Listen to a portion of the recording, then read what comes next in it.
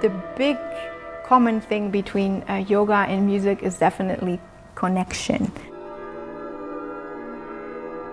We really need this for the world, this kind of concerto. I was also very much interested to have a composition for the Bassettklarinette because there's basically only the Mozart clarinet concerto written for the instrument, and it's such a precious instrument that I thought it was just absolutely the right thing to do, to commission a piece. So I was lucky, the Borletti-Buitoni Trust helped, and also BBC Radio 3. They loved the idea, and so that's how the commission started. Who could possibly write this concerto? And I was thinking, probably an Indian composer, and it was actually so obvious because I'm Belgian myself, and in Belgium there's Henderickx, and he's writing pieces based on all these themes since 30 years. So it was very logical to ask Wim, and he was very, very busy, and normally a composer would tell you, call me back in 5 years and we'll talk about it.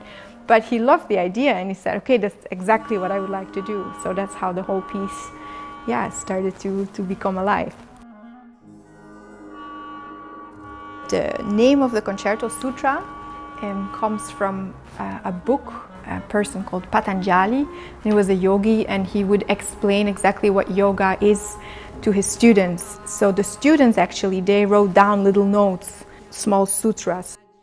I build it up in 4 movements, 4 different movements. The first is the pranayama, which is the breath of life.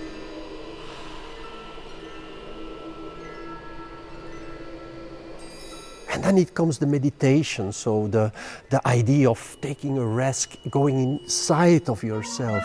And then in the 3rd movement, it's a kind of really outburst of energy. When you do yoga, there is always an energy. And the 3rd movement is a thrilling movement full of crescendos and rhythmical gestures. In this last movement, the 4th part, it's one relaxation to really come into a kind of almost like beautiful aesthetical sound world. So I really wanted to make a journey with the audience.